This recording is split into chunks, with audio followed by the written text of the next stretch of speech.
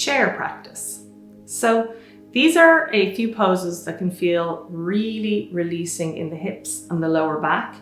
If you just have a few moments, if you just want a little bit of movement, a little bit of lubrication in the body, a little bit of a stretch, an opportunity to take a few deep breaths, but you don't want to roll the yoga mat out and you're feeling a bit knackered and you just want to sit down in the chair and do your practice. So these are some movements for you. I have a block or grab in equivalent height. I'm going to turn the toes out. I'm going to rest my knees over the ankles. I'm going to take my hands onto my thighs. And very simply, I'm just going to lean forward. Yeah. So I'm sitting right on the edge of the chair, feeling quite supported there in the lower back, feet firmly connected to the ground. I'm going to take a deep breath in through the nose.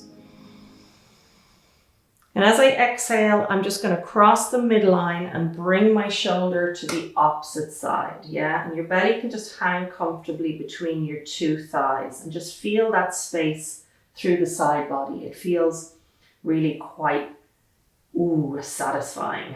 Then I'm going to take a deep breath in and I'm going to head over to the other side. Take a breath there.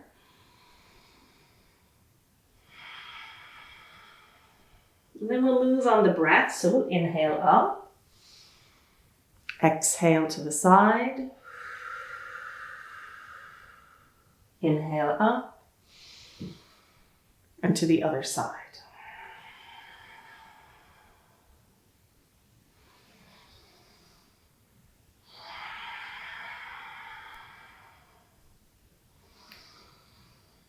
Moving the body from side to side, exploring a little more deeply every round you take.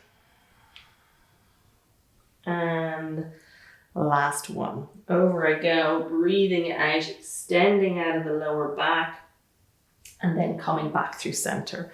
And then we're going to just simply come forward. So I'm going to take my hands onto my block, onto my prop, and then just slide it out in front of me.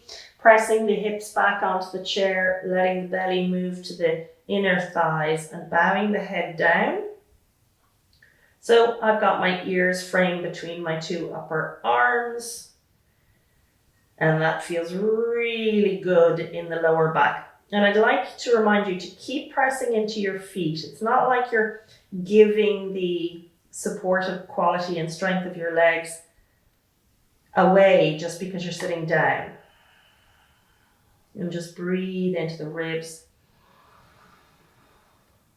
Get that quality of expansion happening across the diaphragm, into the lower belly, into the lower back. If you don't want to drop the head, you can gently just look forward in this one. And then you might want to bring in a little sway. And there's also the option of taking the block over to one side and coming into a little bit more of a lateral or extension. Back through center and over to the other side.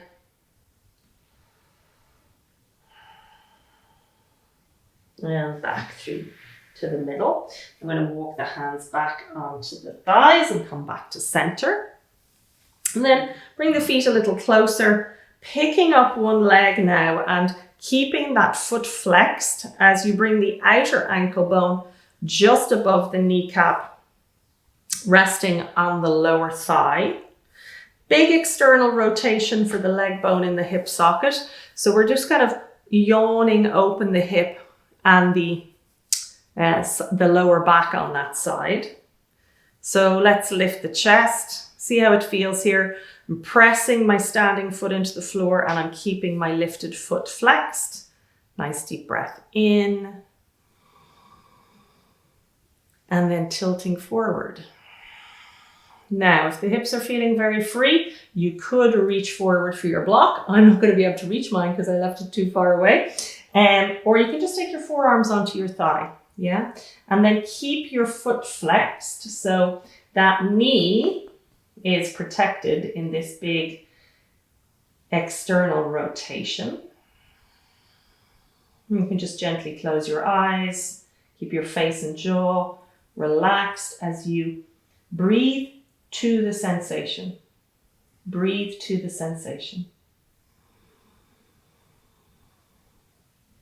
Feel your inhale expand into your hip, into the lower back on that side.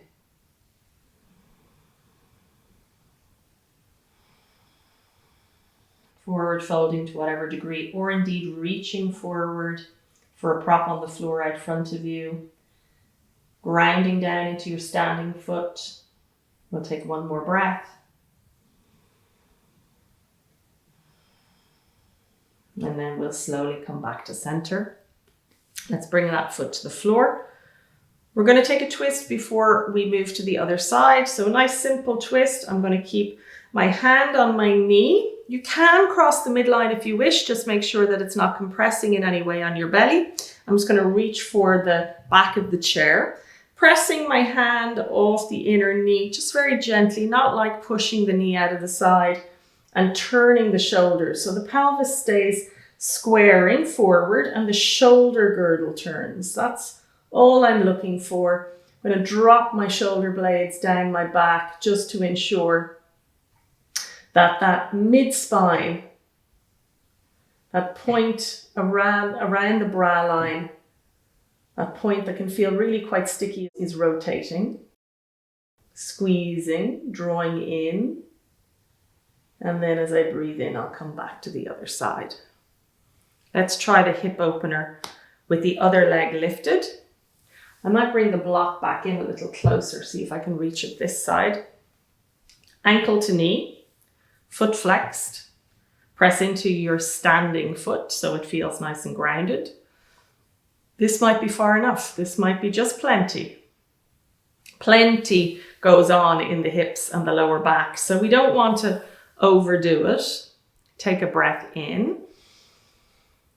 And we'll just tilt forward if we're going to develop in the pose. And you'll feel the feedback from your body. You'll feel that deep, earthy hip quality.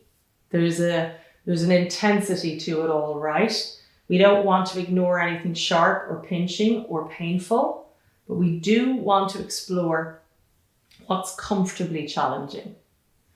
Let's take the hands forward. Ooh, look at that. I can reach my block now on this side. So that's an alternate way of taking the pose. As opposed to having the forearms on the thigh, you can reach out for the block. And we'll just breathe here.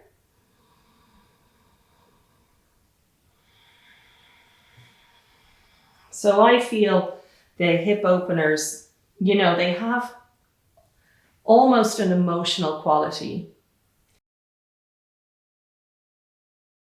Try not to brace or tense, just release. Let go. And then we'll slowly begin to come back up. Bring the foot down to the floor. We'll take the twist on the other side. Hand to knee, or cross over to the other side if you want to rotate a little deeper. And then I'm just going to hold on to the back of the chair. Pelvis steady, shoulders turning. I might try the other side, crossing the midline, turning the shoulders, really drawing in towards that mid-spine, shoulder blades down the back, breathing deeply.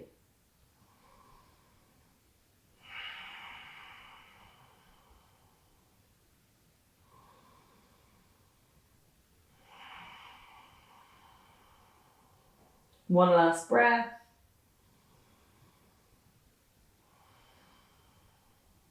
And we'll come all the way back to center. So one final seated position. This is mimicking the Warrior Two pose. So how does the Warrior Two pose work? Well, one leg goes forward and one leg goes back. So we have to come to the edge of the chair, stretching one leg back behind us and bringing the other leg to a right angle. Okay, so I'm very much active in my legs, but I have my chair more or less underneath my front thigh. So the warrior two is something that feels really quite deep and strong when we're not using a chair, but this form of it makes it all more easeful. So we're radiating out through the fingertips, looking over that front hand. Strong connection to the feet, even though we've got that glorious support from our chair. And we're going to take a few breaths here.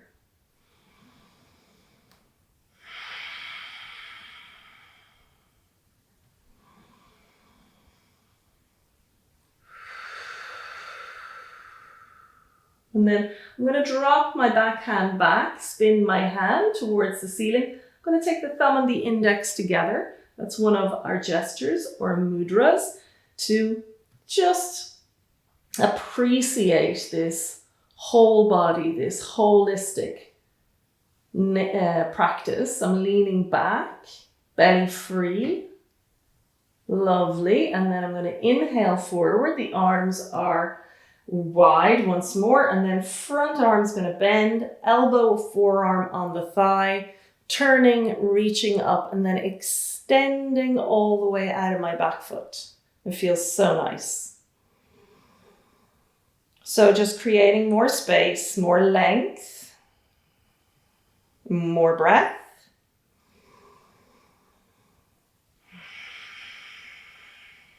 Then coming all the way back up. I'm going to change sides so both toes can flare out, and then we're going to go right to 90 degrees with the front leg, and we're going to stretch out the back leg. Okay. And I'm looking out over the other side now. It's a lovely yawn through the hip flexors, this one. My chair supporting my bum. Arms are going to reach out. I'm looking over the fingers of my front hand.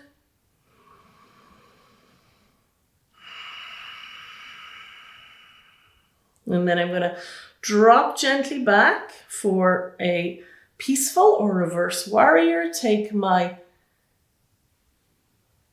chin mudra with my thumb and my index, leaning back, breathing the ribs, the waist, the belly.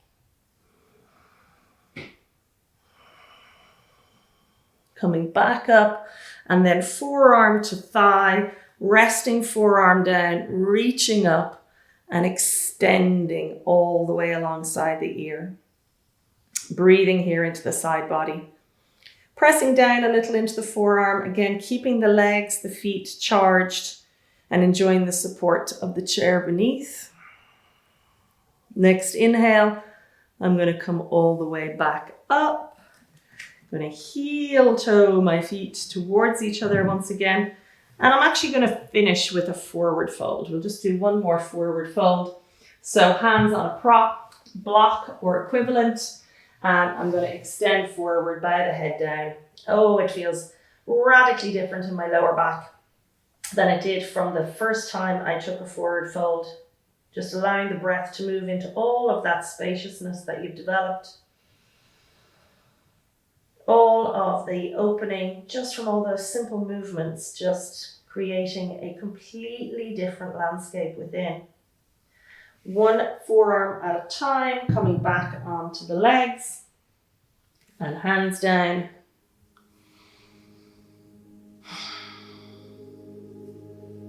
And that's our seated practice.